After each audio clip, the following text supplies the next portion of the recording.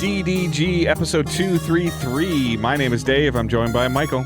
You know, Dave, for about 2-3 weeks, I've had a Coca-Cola Oreo soda sitting in my fridge, waiting to record, but I'm too afraid to open it.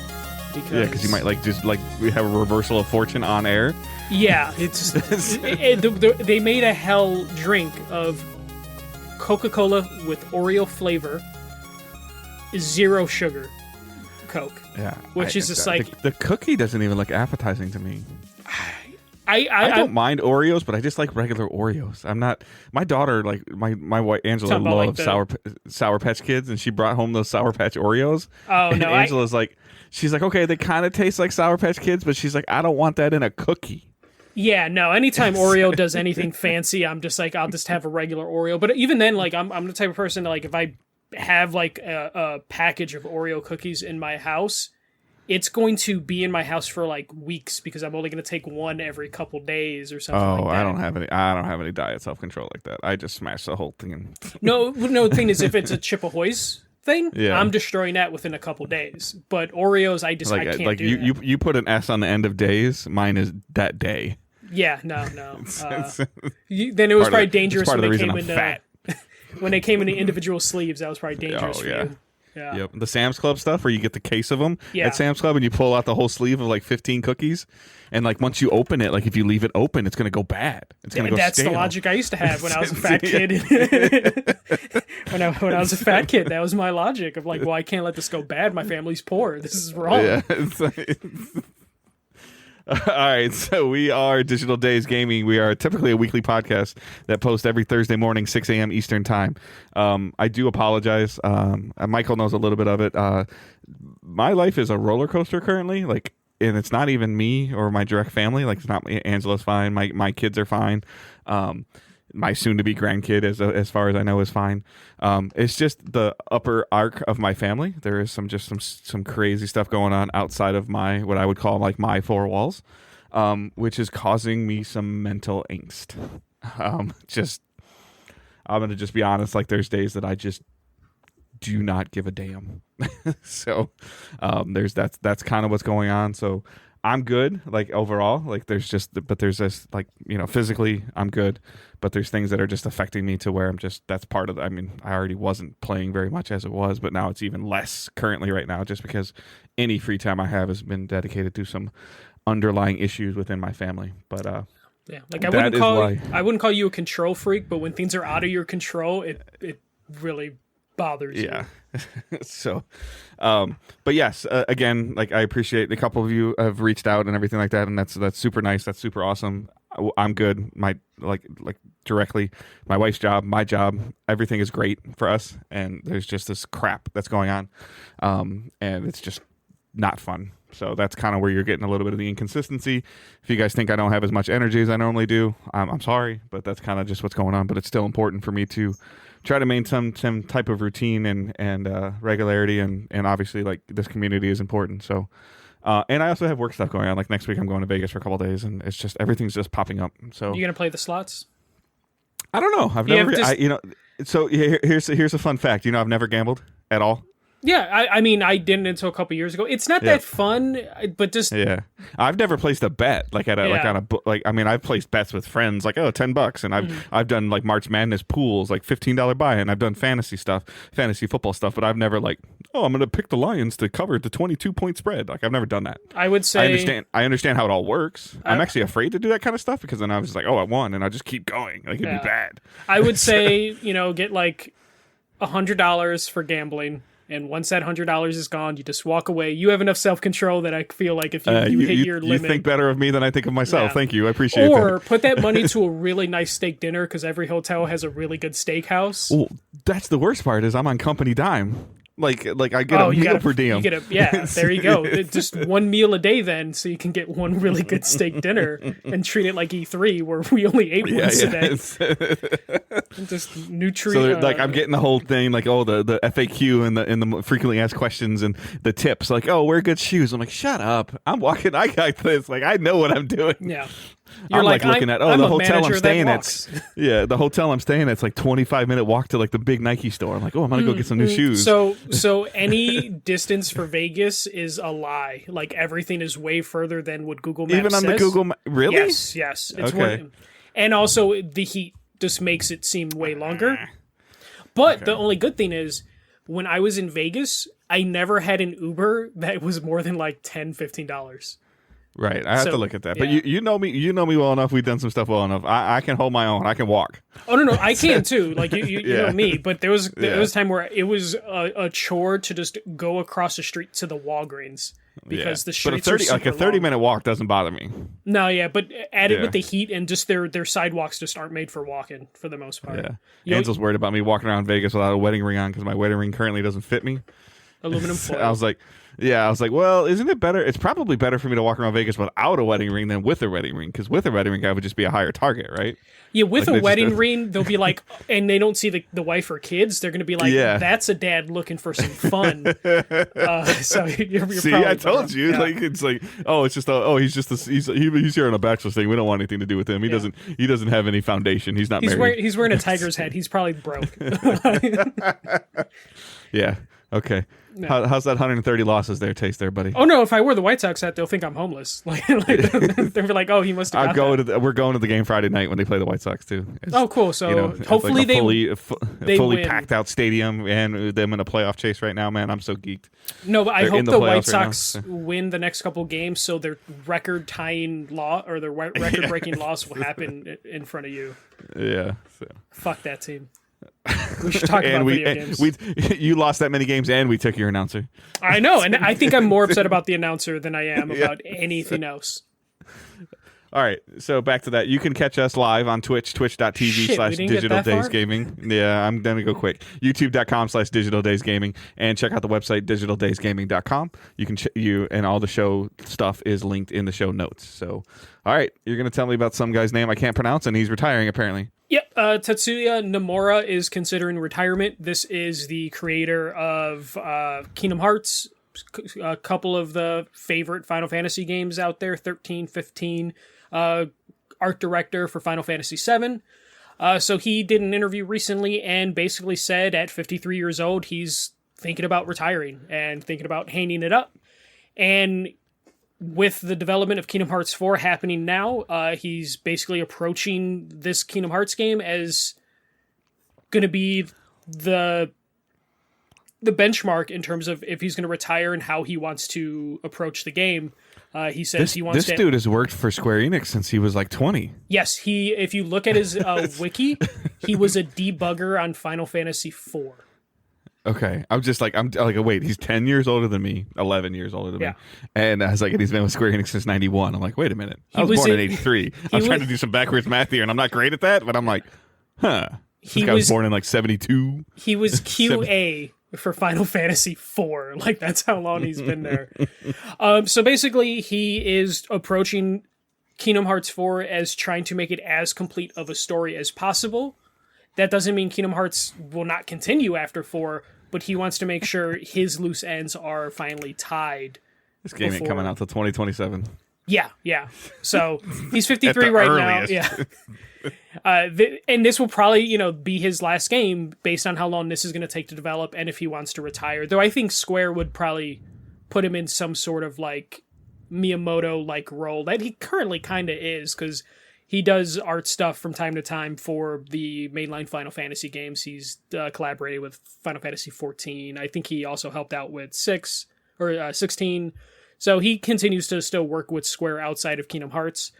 So I imagine we could be on a run where, Kingdom Hearts will release for the next couple years and then he'll probably retire. In between that, we'll probably get some remasters of some of the Final Fantasy games that he worked on as like a going away thing, because they would probably want to get his input on some of those remasters.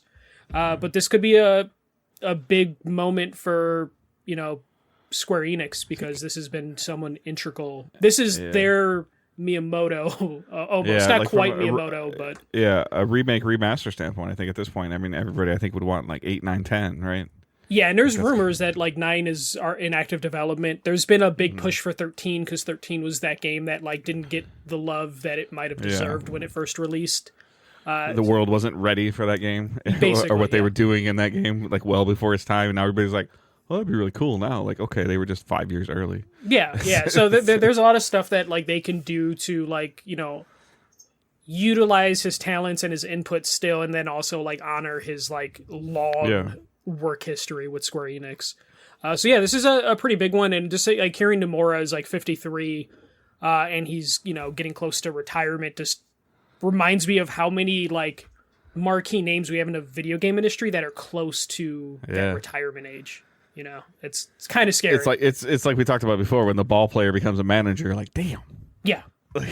Basically, and now these guys are either at this point in time in our lifetime, with your age and my age, like there's people that are passing away that were like, no way. Yeah. I'm talking about like even passing away after living a good life, and you still are like, no way. And then now like these people that are like, okay, I'm 60 years old. I want to hang out with my grandkids and not make video games. And we're like, no, go back and make Ocarina of Time. Like, what are you doing? Yeah, and or like, hey, go do the Miyamoto role where it's like, hey, like be a advisor. Like Miyamoto hasn't directed a Zelda game in a really long time or a Mario game. Get on Zoom or Teams like once a week and still have a say. You can do it from your beach house. It's okay. Yeah, so this is a big thing for like Japanese game development, just game development in general, just seeing someone who's like kind of thinking of retirement, and we're going to be in that range in the next 10 years where you're going to hear a lot of like brand name household name I think for me the one that's going to hurt, and I don't even know how old he is off the top of my head, but like when Druckmann says he doesn't want to make games anymore, I'm like, oh, okay. Yeah. Well, like right now he's probably in his like prime to where we got a good run in him, but like Tim Schafer is like 57. Yep. Mm-hmm. Like he's older than Nomura. So there's a ton of names, and not all of them can afford to retire early like Cliffy B basically did. Though Cliffy, did you see his tweet about Concord? He is, what, if anyone can sympathize with Concord's failure, it could be the creator of Lawbreakers and whatever that Battle Royale game he tried to make at one point. Like, he definitely is feeling the Concord discourse. But in measures of this guy, like for you, like this is a pretty big deal for you. Like you are, Kingdom Hearts is on your Mount Rushmore video game franchises, right? Yeah. I mean, like Sarah's got a Kingdom Hearts engagement ring, it's one of those things. So like hearing he's going to retire is definitely a shame. I really hope he does his last Kingdom Hearts game, which is going to be 4 apparently. I hope it is as complete of a Nomura story as possible, because Square is not going to let it die. If anything, Square is like, cool, once Nomura retires, we're going to start pumping this shit out way faster, because we don't have Kingdom Hearts games as a service. Yeah, because right now, like, Kingdom Hearts is, like, his vision, so they're not trying to overstep that bounds, but once he retires, they could just go crazy. And it could work out well for them, because, you put fans that grew up with the game in charge of the future of the franchise. It could work out, or it could be terrible. We'll see what happens with that. Kingdom Hearts 4, expect that. Okay, so I did get Kingdom Hearts in my 30s, Kingdom Hearts 3, so like maybe sometime in my 40s I can get Kingdom Hearts 4. Maybe that'll work out, we'll see. We'll move on. Next one is a random announcement from Sega. They revealed a new Like a Dragon Yakuza game called Pirate Yakuza in Hawaii. So this is going to be a standalone spin-off for the franchise that will feature fan favorite Majima, so everyone's favorite eye patch Joker-esque character from Like a Dragon. This will be coming out February 28th for PS4, PS5, Xbox Series S, X, and PC. This is going to be action-adventure game, not an RPG like the other two Like a Dragon games have been. And this is just Sega just kind of getting into a rhythm where they released 2 Like a Dragon Yakuza games this year, and February of next year they have another one coming in hot. So we'll see how this goes. This is definitely, if you're going to milk this franchise, doing fan service stuff by grabbing like a fan favorite character and spinning them off is definitely the way to go. We'll see if that works out, but they seem to be in a pretty good rhythm right now with their release cadence. Yeah, no, I mean, Yakuza is not a thing that I've ever like even dipped my toe in at all. There are people that absolutely love those games, and it sounds like they are tons and tons of fun. I take it back. When I was with Roy in Toronto, he made me play like 20 minutes of a Yakuza game, and I didn't hate it. Yeah, I don't remember which one I played, but I didn't hate it. Yeah, it was probably 5 or 6, something like that. Yeah, something recent, because I was just...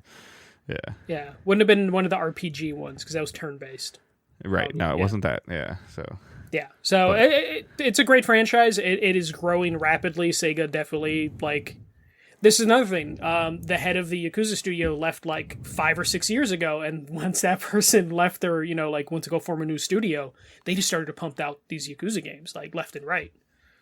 So it shows you how sometimes, a change in leadership can redirect the franchise, because now they're borderline annual releases, and so far it's been working out for them. So it's just a matter of how far Sega can go before it goes wrong.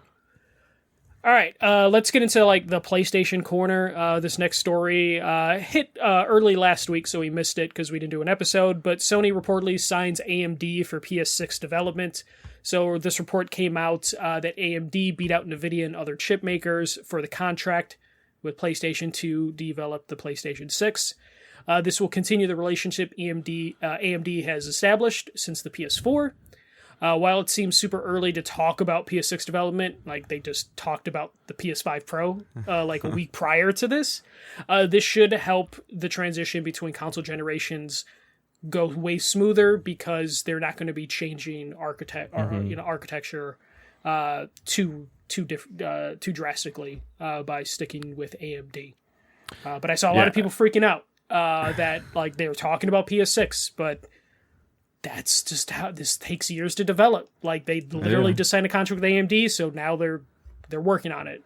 Got to figure it out. And obviously, being PS4 to PS5 to PS6, like staying consistent is always a good thing in terms of backwards compatibility and cross-platform development and everything like that. Like, why change what's functioning so well?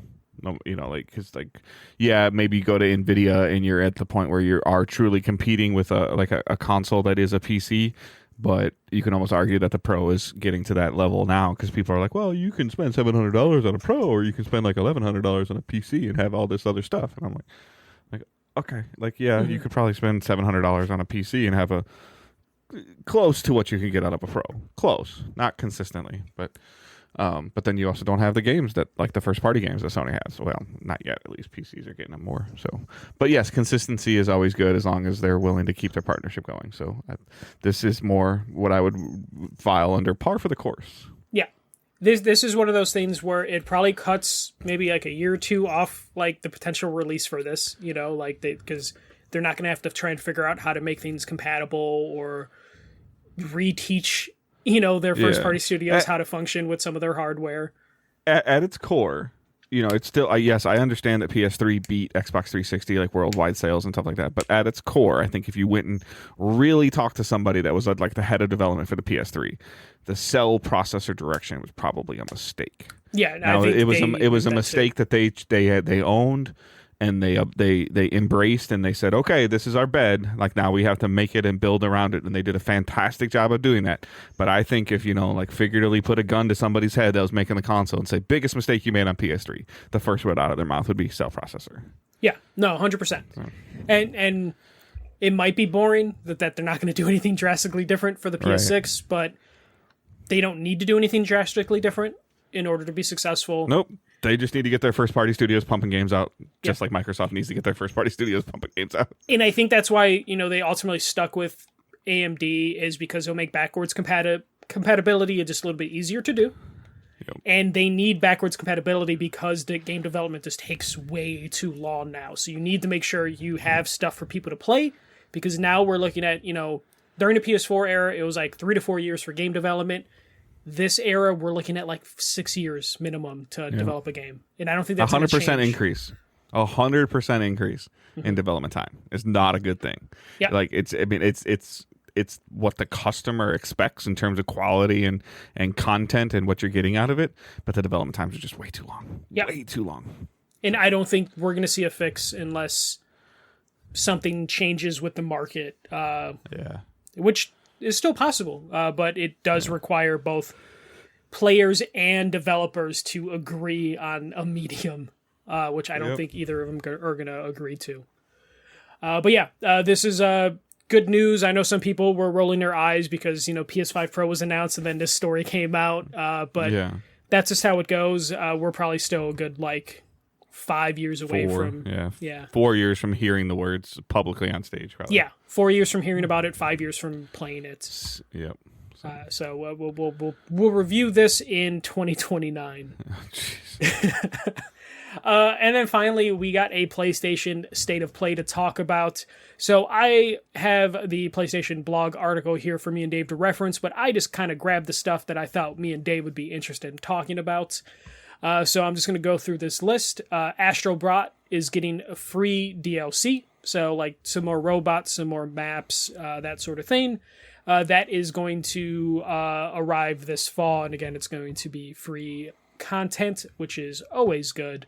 As someone who platinumed Astro Bot and then didn't know what to do with their life afterwards, because I kind of wanted more, but I got the platinum, so there was no more for me to do. Then we got Hell Is Us, a post-apocalyptic Souls-like. This game was very trippy, because when I first saw it, I thought it was Death Stranding. I'm actually kind of intrigued by this game, and then I'm a little terrified now that you wrote the word Souls-like after it. But it looked very Souls-like. Yeah, I mean, I didn't get that vibe right off the bat, but I also was just kind of more fascinated by the enemy animation and the third person hack and slash. I was like, oh, this is interesting. But I mean, I guess maybe I'm old. I know I'm getting old, but I don't like the name Hell Is Us. I'm sorry. No, and I imagine it's not because hell's in the title. It's just a weird sentence or weird phrase. Hell Is Us. Yeah, it just doesn't it's what are you gonna do? I'm gonna go home and play Hell Is Us. Yeah. So you have to say the words very slowly. Hell Is Us. Yeah. Maybe remember people were giving The Last fantastic. of Us. Yeah. Yeah, it looked fantastic. Yeah. So I'm actually more interested in the story, which is not usually a focal point of Souls games, correct? What was that? Sorry. Story beat, in terms of a good narrative story. Most of it's around the combat and your spells and your potions. Yeah, so that's gonna if it is versus more of a narrative driven linear story of I kind of what are these things? What are we doing? Well, who am I? That was what I got from that trailer. But yeah. But as soon as they showed the actual combat, there definitely was a huge blend of different games in there. Art style looked I thought it was a Kojima game. Yeah. Then I saw some of the combat, and I was like, oh, cool, so this is a Souls-like game. And then I saw the bosses, and the bosses were just way more animated, cartoony, almost comic bookish with some of their designs. And I was like, okay, this seems like a cool blend of a bunch of different things. So it definitely has my interest in it. We'll just see how Souls-like it actually is, because that could make or break the sort of game. Yeah. We did get some VR2 news, both in the beginning and towards the end. The one that stood out to me the most was Metro. Metro. Yeah, sorry. So this Metroid VR. Yeah, what? That's what I wanted to say. Yeah. But Metro VR2. This is. I don't know if this was already announced or anything like that, but of franchises that could transition really well to PSVR, this seemed like a cool idea to do. Yeah, it looks very interesting. I'm not a Metro guy. I haven't really played them before. The thing that I was the most, and I'm trying not to be negative about this, but the thing I was most put off about this, and it's still my problem with VR, is just the fucking floating hand. Yeah. It's I'm sorry. Can we get a forearm? I don't know, but this definitely looked pretty good. Coming November 7th, so it must have been previously announced. Yeah. Other than that, it looks phenomenal. Yeah. The world that they build and putting it in VR. Because this looked great. You don't have it on your punch list, but that's fine. Even the Hitman VR. Oh, I have it towards the end because they separated them. So yeah. Oh, I'm sorry. I see it now. Yeah, I see it. But we'll the talk dual about both. wielding. Yeah, the dual wielding and the weapons and that. I was like, That's kind of what I would like to see in VR, like a little bit of like Yeah. the true, dual wielding. And I thought that looked really good. I don't think it was necessarily Hitman VR, but I think it was with Metro. I think that they're saying that it's playable on PlayStation and PSVR. I don't know. I thought I saw that on some of the games they showed. Some of the games. So I believe it was what was that other game? There was a really stylish game. Yeah, like was gray. it Was the the Midnight Walk with the little flaming pot character? Yeah. Okay. That was playable in both PS5 and PSVR 2. Yeah. But Hitman looked great, especially Hitman can be as silly as you want it to be. Like you can play it like a straight up like assassination game. Yeah. Or you can play it silly. Uber stealth game. Yeah. Yeah, you can play it super stealthy, or you can play it silly. And in VR, that just seems like the perfect sort of game. And I believe the original Hitman did have some PSVR. Yeah. Just walking up and like pistol whipping somebody in a VR. So that it's good to see that that's going to get like PSVR 2 support, and shows that they're still working with third parties to get some content out for the platform that is just dying. The next one, which is funny, Pal World Shadow dropped on PlayStation. Earlier this week, we found out Nintendo was suing Pal World for copyright infringement. So it's just a funny shadow drop that I wonder if there was some debate on, like, do we put this in or pull this from the state of play? Yeah. You're going to get some players. You're going to hear a lot of people talking about Pal World again because it's on PlayStation. It's on the box that sells 3-to-1 or whatever. So, like, you're going to see this come front and center. It was already getting a lot of hype when it was on Game Pass and on PC Game Pass as well, I believe, as a different version. But then also the PC version of the game and Xbox version of the game are really good. So putting this on the winning console is a great idea. Yep. And then the controversy... Regardless of this lawsuit, which I don't think Nintendo's going to win. I have a feeling Nintendo, it took them a year to file the lawsuit because they were building as much evidence as possible. Nintendo does not waste their lawsuits. They have like a undeniable track record of lawsuit wins. I get it, but I also think it's going to be to the point of time of like, okay, yeah, people are going to copy you. Like you are the standard. Yeah.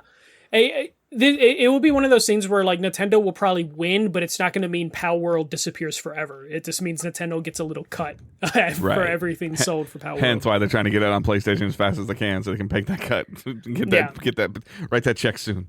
Yeah, they're like, oh, maybe we can get the lawsuit to say we'll pay any copy going forward and make some money that way without having to worry about losing too much. But yeah, Pal World, that's a huge game. Like PlayStation people have been like waiting for that for a while.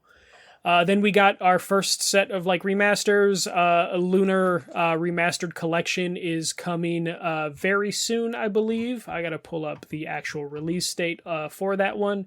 But yeah, it's good to see the Lunar games, like RPGs from like the PS1 era, Sega Saturn era too. Yeah, sounds about right. Coming out, it's both games remastered, pixel style still. Looks fantastic. Spring 2025. Spring 2025. So we're still seeing like a lot of these RPGs from that era that's kind of been overshadowed by like Final Fantasy games, kind of getting and Tales of Symphonia, stuff like. But this looked cool, like that old school like snake party system that I call, like when you're walking, like your whole team is like following you. You didn't put it on here either, which is fine. I was actually intrigued by this Legacy of Kain Soul Reaver. Oh yeah, yeah. I don't recall playing these. It's but on Soul there. Reaver 1. Yeah, Soul Reaver 1 and 2. I can't read then if you wrote it on there. Yeah, I put it in the order they were announced, and they did spread that out. But Legacy of Kain Remastered Collection. Oh, I see it now. Okay. Yeah. Yeah. Right. That's why I was looking for Soul Reaver. That's what I was looking for. Yeah. So we got a... That gives me some Darksiders vibes. Oh, yeah. You could definitely see Darksiders was inspired by the Legacy of Kain series. That is something I'm super excited about. I know a bunch of people that love those games, and it's one of those franchises that you hear about people being like, why is no one playing with this franchise? I want to say... Hold on. Gonna vamp for me real quick. Well, while you're digging on that, I'm getting... Every time I see this game, I'm getting slightly more intrigued by Dragon Age. I think this could be the one gameplay wise it fits because it's the tone fits your playstyle. So the animation looks cool and all that stuff. Legacy of Kain, Amy Hennig was a designer on that franchise when it first came out. That makes me even want to play it even more. But like every time there has not been a single thing that Dragon Age Velguard has shown me that I'm like, nope, I'm out. And usually that ends up happening with Dragon Age or BioWare games of like, I'm like, oh, really cool. Oh, that's cooler. Oh, that's cooler. And then they show something like, nope, see ya. And that has not happened yet. And we're about a month away from launch. So I'm very, very, very intrigued by this. This might be something I have to look into it a little bit, but might make me do that EA Origins thing again, or EA, whatever they call it, that I can just mess with it on the PC and see if I like it. The subscription. Just because it's easier for me. Like, I know everybody's going to roll their eyes and others like, no, if I hate it, then I cancel it after a month. If I love it, I buy the game or I keep the monthly thing going. Like, you're in for $14. Like, woo. Yeah. And there's other EA games you need to finish anyway. So so I'm like, but yeah, like, so I mean, okay, like the dragon fight looked really cool. The characters, the animation, like all that stuff looks really cool. I know that there's probably still that romance thing over there. There like, is. It can stay over there, like maybe. You don't have to engage with it typically. But the gameplay looks phenomenal. Like it looks fantastic, and I'm just like, okay, this might get me to try. So this seems like the combat system that they made for this game seems like they were like, you know what? Let's treat this as like a soft reboot. Like it's continuing the story from Inquisition, but in a way that you don't need that story. And BioWare is really good at giving you like some sort of recap before you start the game of some of the stuff you need to know. But it's completely new cast of characters. There's just like one or two characters in your party. I think it's just one character in your party that's from Inquisition, and then the bad guy is technically from Inquisition. But don't get me wrong, I'm terrified of a 30 or 40 hour, 60 hour game, but at the same time, I would love to lose myself in a game. Like, love it. And I hope that I can find a game that I can lose myself in. But this might be it. I don't know, but I'm willing to try. And now that I keep seeing stuff and I keep talking to you about it, a lot of times when I was talking to you about like Baldur's Gate, you're like, no, Dave, don't care. No, Dave. Yeah. Well, especially Baldur's Gate, I don't think you would have dug the playstyle of Baldur's Gate. And then the romance stuff was pretty important to it. Which is fine. Yeah, I mean, like, I respect those games like tremendously, but I understand that certain things are for me, certain things aren't for me. Like, I get it. But so far, nothing has made me want to not play this game. Yeah. Unless they tell you it's a 100-hour game to see the ending. But I doubt that's the case. I still don't even know if that would turn me away right now. So. Yeah. But gameplay-wise, this seems like the most friendly the franchise has been in terms of getting new players into this play style. So this could be a really good game. And it would just... BioWare, it would help BioWare so much because BioWare has been one of those dead studios walking situations after the last couple of releases they had, so this could be huge for them. This is hitting at a great time at the end of October, before November, and I know we're going to talk about it, but now Assassin's Creed ran away. Like this is lining up for BioWare to be like, I am BioWare. Like, and I hope they can do it. Even if I don't play it, I hope they can pull it off because similar to like sports references, I think that when BioWare is good, the gaming industry is in a good place. Yeah. And it also could lead to them getting like a pretty easy game of the year potentially because there isn't too much competition this year. Yep. We'll see how that ends up turning out. We definitely we took the day off from work for this game. Okay. I think it comes out on a Friday, but we took. It comes out on Halloween, bro. Yeah, is Halloween on a Friday this year? I gotta go look. I don't know. October 31st is Halloween. That's when it comes out. Yeah, I know that. That's a Tuesday. It's a Thursday. It's a Thursday. Okay, so we might have to take 2 days off. We'll figure that out when we come across it. So that was Dragon Age, and then we got a trailer for Alan Wake 2, The Lake House, which definitely had some Control vibes in it. Very atmospheric trailer. I just love the style of this trailer. I need to play and finish Alan Wake 2. I started Alan Wake 2, never finished it. Cool. Y'all can have it. Look great. Y'all can have it. Yeah. But it definitely had like a lot of nods to Control. At least that's what I took away from it. So I thought it was Control at first. Yeah. Well, because they did the CIA logo or whatever the logo. So we already talked about Hitman 2, Legacy of Kain. The next one is Horizon Zero Dawn Remaster coming to PS5 and PC. $9.99 upgrade for PS4 owners. This is basically just going to bring Zero Dawn up to the standard of what the fuck? Forbidden West. I was like, what was the silly name? Yeah. Visual fidelity of Forbidden West. I don't hate this idea. Like I don't. Is this the third version of this game? Well, no, there was a PS4 patch for the game. For a PS5 patch. PS4 Pro patch, and I think the PS5 got some benefits of it. But yeah. I love the $9.99 upgrade thing. I don't know why they're not doing it with Until Dawn. I think that's a huge mistake for not doing it with Until Dawn. If beggars could be choosers, and I know they can't be, this whole like linking your like Steam account with PSN or whatever they want you to do with like Helldivers and at the time, Concord, rest in peace.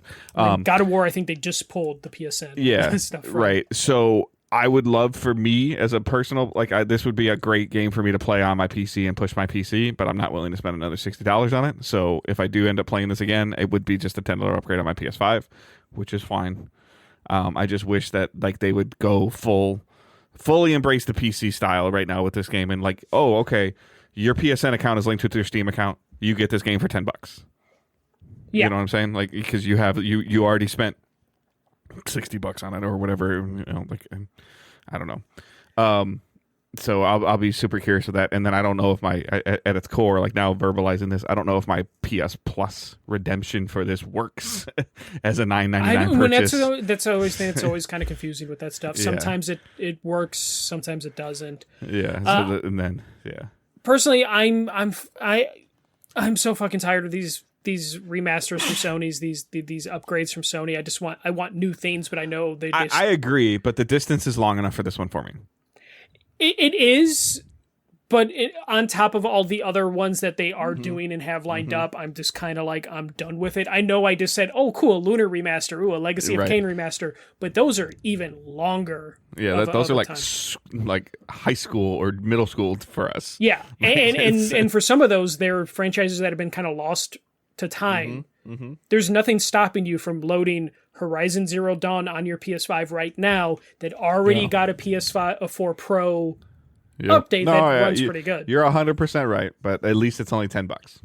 Yeah, unless you want to pick it up, brand new, then you pick up the $50, $60 game that it is. I'm just kind of tired of it because it just makes me think of like, okay, so we're a long ways from the next Guerrilla game, even though I know Forbidden West just happened. Then we got a PS5 Pro montage, which I think was a better montage than what we got during the fucking PS5 Pro reveal. 100% agreed. Like if they would have shown this first and then like a week later let Cerny talk for 10 minutes about it, I think this would have gone over a lot better because this is making me go, A full list of games that are coming. A full thing. So much better presented. Even though it was like like a minute? Yeah. Like that was it? They showed a bunch of different games running and they looked great. It just made more sense as this. I almost feel like they shouldn't have done the PS5 Pro presentation as a standalone thing. Feel like they should have just threw that 8 minutes at the end of this, and then I think we would have had a better reaction to the PS5 Pro. Like, maybe not great. But we did get a big reveal. So the big reveal, which also should have probably just been during the PS5 Pro reveal, was Ghost of Yutai from Sucker Punch. So we got a Ghost of Tsushima sequel coming in 2025 from Sucker Punch. So Dave, I was right. Sucker Punch was ready, waiting to release their game. And this, tied in with the PS5 Pro stuff because this is going to utilize the PS5 Pro stuff. This looked fantastic. I don't know why you wouldn't have just put this at the end of the PS5 Pro presentation just to give people something new to look at. But I don't want to dwell on that too much and take away from what looks like a fantastic sequel based off that trailer. So you've played Ghost of Tsushima, correct? Yes. Did you complete? You almost completed it. Almost completed it like 3/4 of the way through, and then is it as bright as they're showing this game? It has its moments, like colors. Okay, because this game looked phenomenally bright and great, and almost enough that I'm like, okay, like, do I really need to go play Ghost of Tsushima? I mean, I do. I know I do. But like, do I need to play it sooner? Because the thing that was even the more intriguing about it is 2025. Yeah, I would honestly say, Dave, if you're looking for a game to get you back into it, Ghost of Tsushima would probably fit perfect for stuff, especially you get the director's cut on the PS5. I think I have. I mean, we bought it. I think my son's played it. My oldest has played it. Which I think then has a $9.99 upgrade for the PS5 director's cut. So, yeah, I mean, it's always been on my list, but, you know, like, this looked, like, super just vibrant and you know, like, and of course I'm seeing all the crap about a female protagonist. Like, shut up. Like, it looked awesome. Yeah. It looked amazing. The 2025 date, like, again, okay, like we'd have to assume this is what, August, September, October 2025, right? Yeah, I could see this being summer. So, not to rain on the parade of what they showed, the Ghost of if I don't know if I'm saying it right, Yotai? Yotai? I'm saying Yotai. Okay. I wish they would have said the name at the end of the trailer, though. Yeah. What does this mean for Wolverine? Well, Wolverine is Insomniac. I could still see them both releasing in the same year. That's tight. Like, that's I mean, like, if this is a summer release. I know Sony's done it before. Like, you know, we've seen Spider-Man, we've seen God of War in the same calendar year. Like, I get it. I'm not disputing it. But in terms of, like, when you shove so much stuff, like, if they're going to try to shove one or two or even three high-end first-party games into 2025, like, what does 26, 27, and 28 look like? You know, like, that's the part of where it's getting, you know, a little confusing when they still have possible Spider-Man 2 DLC hanging around, maybe. Which I almost feel like is canceled at this point. I agree, because we haven't seen it yet, but then it's like, okay, so then did they take that team and put them on Wolverine? Are they trying to get Wolverine out sooner? I don't think that they can do the Ghost 2 and Wolverine in a 90-day window. I think that's not smart. Like, I don't feel like that's smart. Now, if Ghost moves into May and June, like in that Uncharted window, March, April, May. That's what I was going to say. And Wolverine, but if Ghost moves into March, April, May, you're talking about 6 months from announcement to release. That's not Sony. Like, no, that's not Sony of the past. But so Ghost released in 2020, so we're talking about 5 years. Yeah. And possibly same engine, like using a lot of the, like we saw, like, it's not, I'm not saying any of this is bad. I think what you're getting at is, like, maybe the development is a little quote unquote easier because using, I'm going to just use stupid 5-year-old words, using the same wind engine and the same grasses, you know, the same engine functionality of the grass and the weather effects. Roughly the same time period, so the trees don't have to look that different. Supposedly 400 years in the future. Trees haven't changed that much, right? You know, no, in terms of, you know, it's not a different mantra of a game. It's still a Ghost game. Yeah, it's not infamous to Ghost. Yeah, like, you can get away with reusing some of those nature assets. The horse engine still exists. Yeah, exactly. You know, because at this point you're just working on fidelity. You know, when we talk to developers that, you know, say adding fidelity is not really the challenge. Right. It's doing the engine work that, you know, like the stuff under everything. I feel like if this can come out before August, then there's a chance Wolverine's the holiday game. If it comes out August or beyond, then Wolverine is the spring game for 2026. Is how I would see it. Because Wolverine has not officially been announced. Or what? No, yes, it has. I'm sorry. Yeah, it's had a trailer. And I think internally Insomniac, during those leaks, said, you know, it was a holiday 2025 game. Yeah. But that can always change because that's just an internal release date. We're not supposed to see that release date. So yeah. I can see Sucker Punch releasing this as long as it's not late into the summer, allowing Insomniac to release Wolverine. Because Wolverine would be unaffected by any other release because it's Wolverine. You know? Right. Like no one's... Yeah, 100%. No one's going to be like, I don't want to pick up Wolverine because I just picked up a Sucker Punch game. They're going to like, I'm picking up Wolverine no matter what.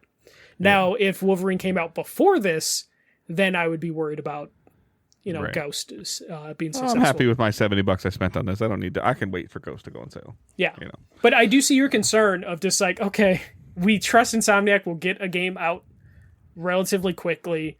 Sucker Punch takes 5 to 6 years to release a game, so now you're saying Sucker Punch is out until the PS6 after this.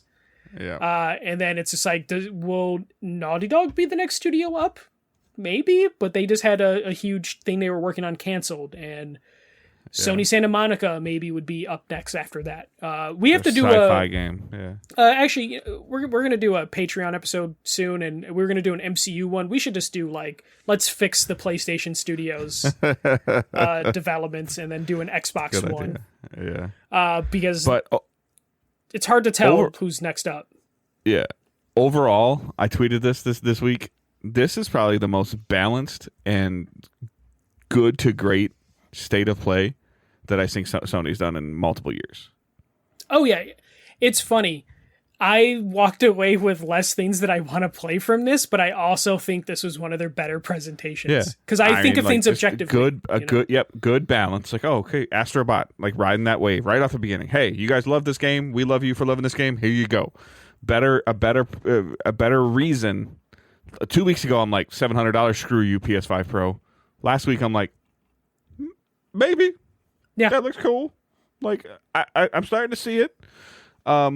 And then just a little bit of stuff, more Dragon Age, some Lunar remastered, Legacy of Kain remastered. Here's some DLC stuff for Alan Wake. Even the small stuff, Teenage Mutant Ninja Turtle Shredder Revenge DLC, little things, the Lego Horizon game, like that you didn't put on the punch list, but those are all like that. I think that Lego Horizon game's over the top, but there's a market for it. Mm-hmm. I'm not the market for it. I don't know if Owen wants it yet. He hasn't seen it yet. Keanu Reeves and Sonic, cool. Yeah.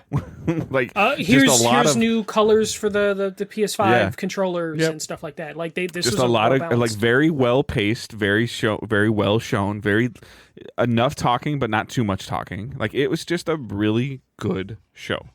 And then a first party studio showing something that is not Insomniac. Great job. Yeah. Yeah. Like though I will say, for the love of God, I do not want any more Monster Hunter. I am buying Monster Hunter day one. Yep. I knew that. There's a lot of games on February 28th. Have you started to write this down? Yeah.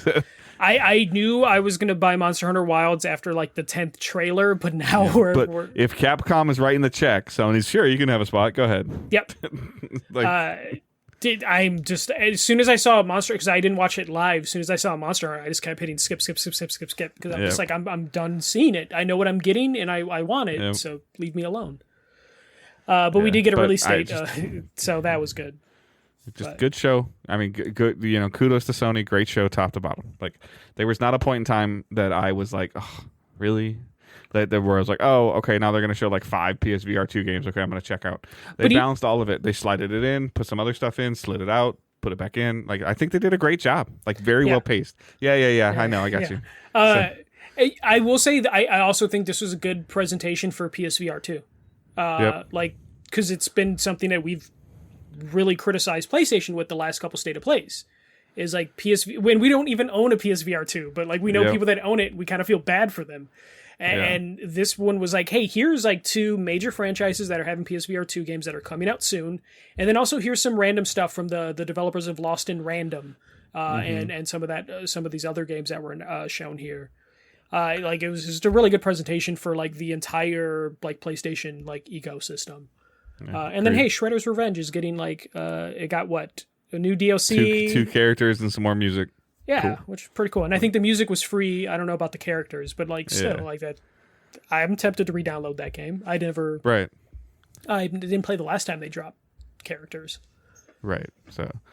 Yeah. I mean, overall, very, very, very good show from PlayStation. So great job. Yeah, very enough that the rumors are for what's delayed that Ubisoft saw Ghost of Tsushima 2 and said, "See ya, we got to go back and work on Shadows some more." But also made it line up more with Ghost's like release date. So it's a risky play, but we'll see. I hate this because this was I don't even know. Do we know the original release date of this? I want to say October or November. Yeah, so this is inside my 90-day window shit. Yeah. I am not happy about this. I have no desire to play this game. I have moved on from Assassin's Creed, but it is September 25th, and this game was coming out before 12th. Thanksgiving. Yeah. November 12th. So 7 weeks, and now you delay the game. People like similar to what you just talked about with like Dragon Age are taking time off work. Yep. Somebody might have submitted TO for Assassin's Creed Shadows, and now they're either have to recant it or not play it. on that Tuesday or Wednesday, they took off work. Like, not cool, Ubisoft. Like, not cool at all. I get it. You want to release the best available product, and it's probably the best available thing for your game. But you knew this in July or August. Yeah, and honestly, I think that's an appreciated or underrated comment in terms of like, we take time off for these games. Like I feel like that's something that like, and we're not weird for doing that. I know a ton of people when their favorite game or franchise is going to come out. People do it for movies. They go to the movies on Thursday night, take Friday off because they're going to be out till like 1:00 in the morning. Yeah. So like the idea that, like you put that request in for time off and then you're just like, well, I got to pull it back. And some of your jobs don't let you do that if you don't have enough time. They're like, no, it's on there. Sorry, you got to use it now. It's already spent, or you got to call human resources and fill out this form. Like there's weird shit like that. So like sucks they're delaying it. It'll be funny if they do push it just close enough to Ghost's release date, because then that's gonna. What's February? There's no way Ghost is coming in February or March. That's if Ubisoft hits February, though. I know, but there's still no way that Ghost of Tsushima is coming out in the next 6 or Ghost of Tsushima 2. Ghost of Yoti, Yodai. I'm sorry, whatever. We need to hear someone say it. Please, someone say it. Yeah, Ghost 2 is what I'm going to say. There is, I'm telling you right now, September, October, November, December, January, February, March. There's no way it's coming out before Easter. No way. No, I think it would be like Naughty Dog would always release in June. That's the earliest I think we're getting it. Yep. So. Yeah. But anyway, back to Ubisoft. Stop it. You're already struggling enough. Stop it. Hey, but did you know that one game's not dead? Apparently, they're what is the shooter game that they keep trying to remind people is still alive? Division 3. No, the other one. Or the X-Defiant. X-Defiant, yeah. They released a couple statements being like, the game's not dead. And it makes me sad. Yeah. Well, they're hiring for Division 3, and I'm like, okay, like you're kind of killing Division 2 slowly. Like, stop, and then say we're working on Division 3 and just go silent. Sox won, so there's hope, Dave. Sox just won. Okay. There's hope that the Tigers can beat them for the record. In person for me. Yeah. I'll send my ticket to you digitally. Yeah.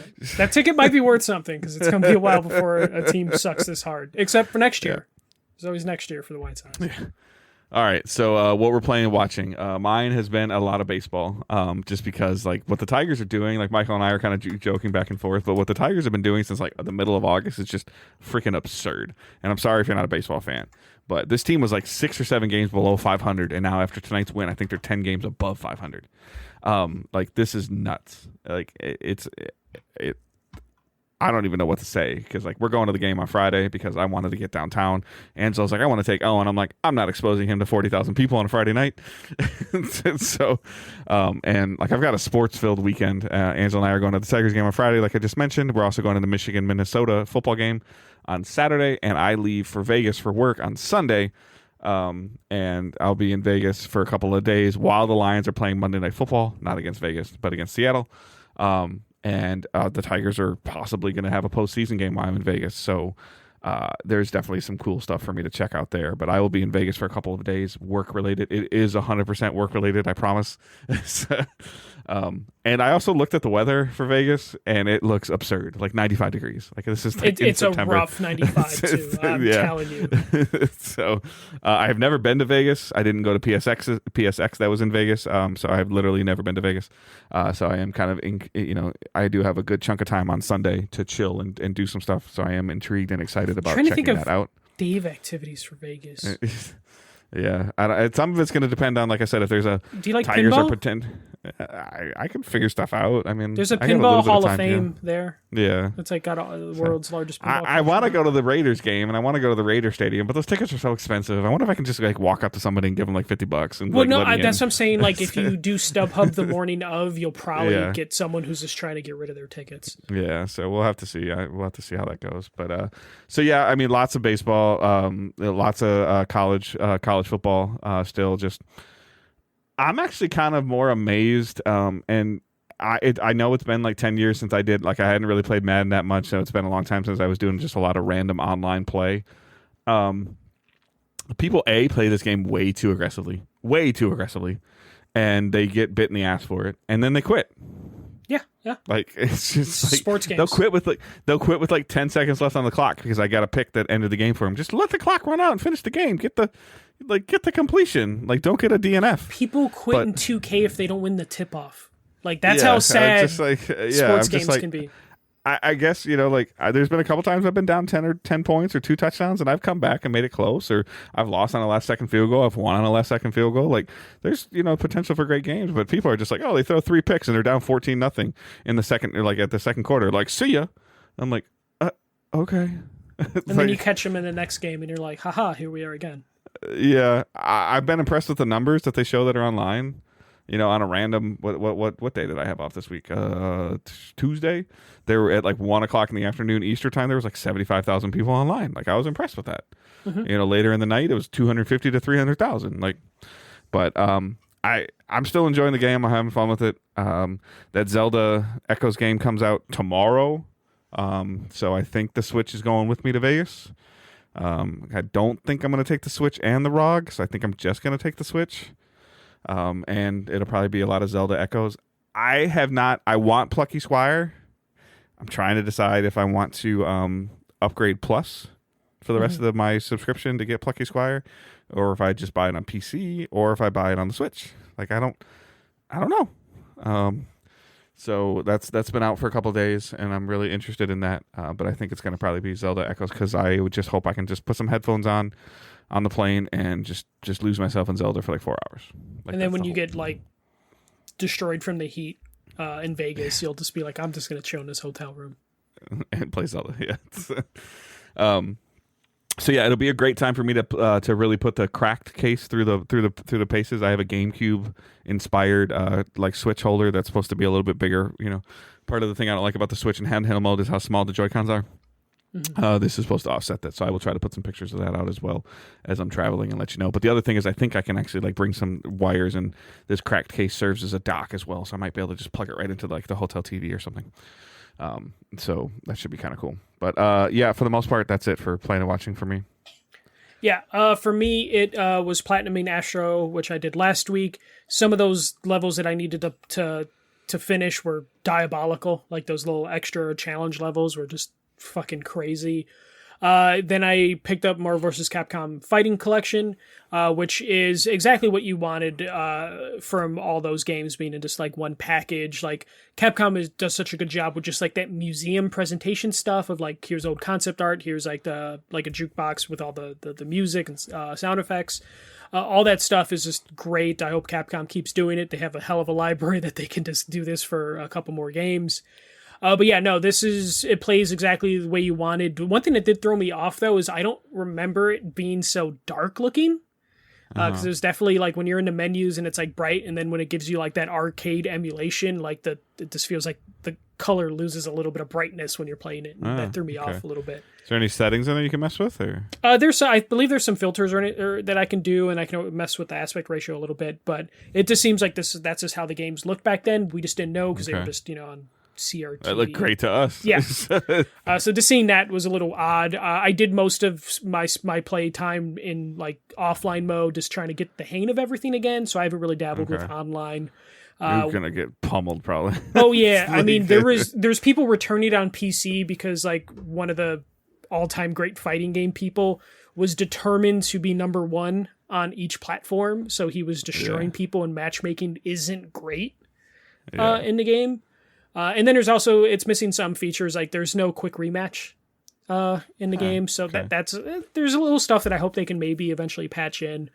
But in terms of like, if you wanted like a as close to perfect as you can get emulation of those games, this is it. Like this is a nice package. I picked it up digitally. I have a physical copy pre-ordered on PlayStation and Nintendo, so I'm waiting for those to come out in November. Just because it is one of those things where these games have been on consoles before, and they always get delisted because the license is not for, ever. So it's one of those things where it's like, if you're thinking of picking this game up, maybe after it goes on sale for the first time, you should probably pick this game up because it's not a guarantee it's going to be around for more than a couple years. Mm-hmm. And you don't want to be like me, who passed it up on the PS3 and couldn't get that any other time. So definitely worth checking out if you love those fighters. I got it just so when I have friends over, we can play Marvel vs. Capcom. And Marvel vs. Capcom 2 is like my favorite fighting game. Also, highly recommend that. I will probably start doing online soon. I still feel like I'm not fully into the rhythm I used to be in, but I also am getting old and not using a fight stick. So because you're old. You're old. Yeah, I'm gonna build out my arcade machine because I'm gonna have space for it, and I'm going to put a PS4 inside that arcade machine. I'll tell you what I've realized that, I mean, like now that you talked about that, about, you know, your rhythm with the fight sticks, what I've realized as, like, again, with college football is, I've been playing a lot on Xbox just because that's where my one dynasty is the most active. I think I mentioned I bought it on both platforms. Yeah. I beat the shit out of those sticks when I'm playing on when I play. You don't realize it sometimes, yeah. Yeah, and I'm like, sometimes I'm at home by myself. I don't have the headset on anymore, so I'm just like, and you just hear that, you know, when I'm trying to do like hit stick, I'm like, wham, and I'm like, oh, no wonder I have stick drift. Yeah, like, you might want to get the Elites or the PlayStation controller too, and just so you can swap out those analog sticks. I'm like, damn. Yeah, but that's it for playing for me. I'm also rewatching Community, so I've just been doing a couple episodes of Community from then. Work's been kind of intense lately, so I've just been kind of not that work's been intense, but just watching stuff just to turn your brain off is basically. I understand that. Yeah. So you know, at the end of my work day, the last thing I want to do is think or challenge myself with a video game. So I'm like, hey, this comedy will make me laugh, so I'm just gonna put this on. And hence why I watch the shows that you shake your head at that I watch. So there are good ones you could watch, Dave. You just choose the bad ones. There are good ones. But yeah, that's it for me. I'm tempted to pick up the Dead Rising remastered, but I just can't justify spending $50 on a remaster, even though I just spent like $60 on that same remaster like 5 years ago. Yeah. Because I do have the PS4 remaster of that game, and now there's a PS5 remaster, and I just can't justify the cost yet. So I have it wishlist, and as soon as it goes on sale, I'm going to pick it up. Hopefully for the holidays. Yeah. All right, so we do have one question. Branham actually wrote a question in and put it in the Ask DDG Discord channel, Ask Digital Days. So he wrote, peanut butter and jelly sandwiches, equal parts or the correct answer of more peanut butter than jelly? I'm going to let you go first because I think your answer might be a little interesting on this. Yeah, I think we might have had this question the PS Nation days. So I would say 0 and 0 because peanut butter and jelly sandwiches are trash, and I hate them. No, they're disgusting, and I don't understand. Like, it's okay to realize that things you had in your childhood were terrible and to move on from them. I don't mind peanut butter and jelly, and to the point where like I actually really like crunchy peanut butter. And the answer is that you peanut butter both pieces of bread, and then you put the jelly on top of the peanut butter so it doesn't seep through the bread. That's what you use. That seems like a very logical thing if you liked that, and I just don't. I never. People. I guess a follow-up question that I have, like you do eat like sandwiches, right? Like you will eat like a ham sandwich, a turkey sandwich. Like you would make yourself a sandwich at home. Some form of a sandwich. Are you ever like that's perfect? Okay. Are you ever like putting like potato chips in a sandwich kind of guy? No, I saw that in Boy Meets World, and I was like, no, I'm not that stupid. So you're never like Doritos inside of like a ham sandwich or something like that? I will get a bag of chips on the side right. when I go to like a Subway or Potbelly's, but I'm not putting the chips. I'm not in that much of a hurry that I need to throw the chips into. But you're not opposed to like getting some good bread and having it at home and having like fresh cut deli meat and tomato and mustard and cheese. I like bread. Like if you're telling me like, hey, no. I just didn't know. Sometimes some people are like, I'm not making a sandwich at home. I'll go down the street and get it from like Jersey Mike's or Potbelly or whatever. No. I would like to make a sandwich. I have the problem where like I'll make a sandwich like 2 times when I first get like the deli meat and bread, and then I stop making the sandwich. And then I realized, like, oh no, the turkey went bad. And my wife's all over me right now that I'm wrong. I don't make those sandwiches. I don't make those sandwiches because my wife does the grocery shopping and she thinks that crunchy peanut butter is nasty, so I have to tolerate whatever she buys. Yeah.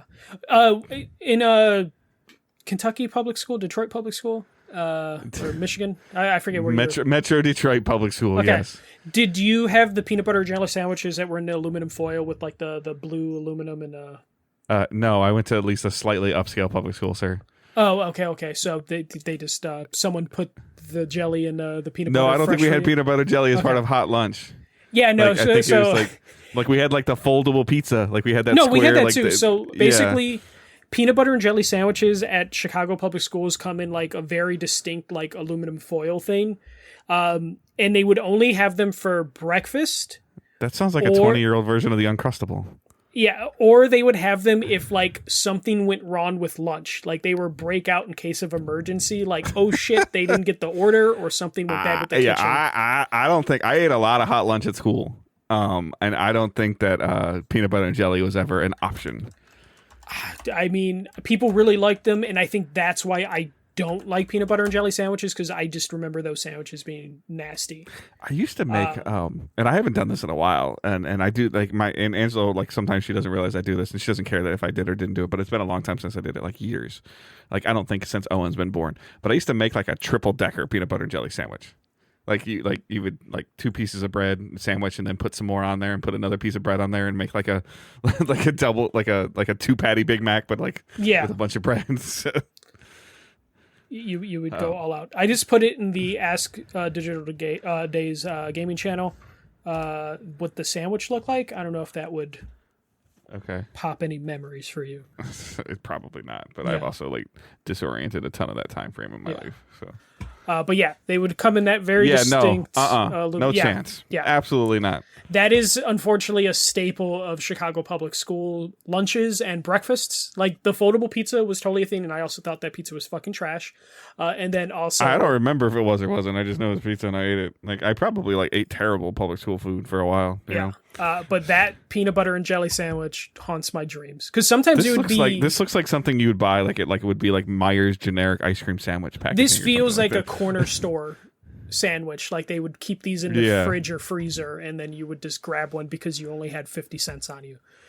These are terrible. I hate them, but there's some people that have nostalgia for it because they don't understand how to figure out childhood trauma. But yeah, join our Discord if you want to see the sandwiches I'm talking about. Yeah, that does not even look. I haven't even seen it out of the wrapper, and I don't want to eat that. Oh no! If you, I will grab wrapper photos, but it is not great, at all. Hold on, let me. I'm gonna grab another photo for you, Dave. Yeah. Again, join our Discord if you want to see random photos of peanut butter jelly sandwiches from Chicago Public School. Let me know if your school had them. I am interested to know. Here you go, Dave. This picture is gonna make you gag. Oh my gosh. Yeah, that looks look looks at terrible. That. That's not even. If I was gonna do it, you would want peanut butter and jelly on top of each other, not like put in little sections. Yeah. That's like a Neapolitan ice cream sandwich. Yeah, but it's peanut butter and fucking jelly. Terrible.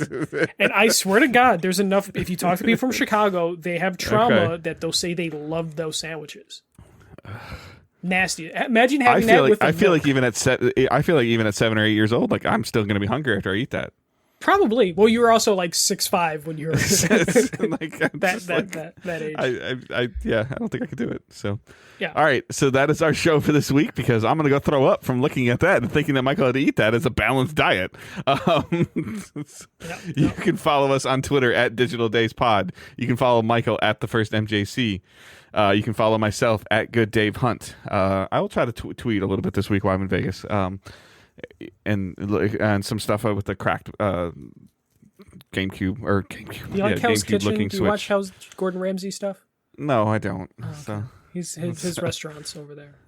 Okay. Food is food. The company's paying for it. So yeah, we'll definitely. I'll see what's going on with that. Join our Discord server so you can look at those terrible peanut butter and jelly sandwiches that Michael was subject to. That's why public school needs a rebuild. And you can join our Facebook group as well. Patreon is there, just like Michael talked about, like a little bit of teasing of Patreon. So patreon.com/digitaldaysgaming.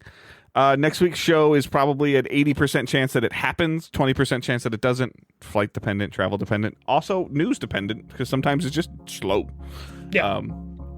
So we'll try to keep you guys up to date on what is going on with that. And I hope everyone has a great week and keep moving forward. Don't be a dick. See ya.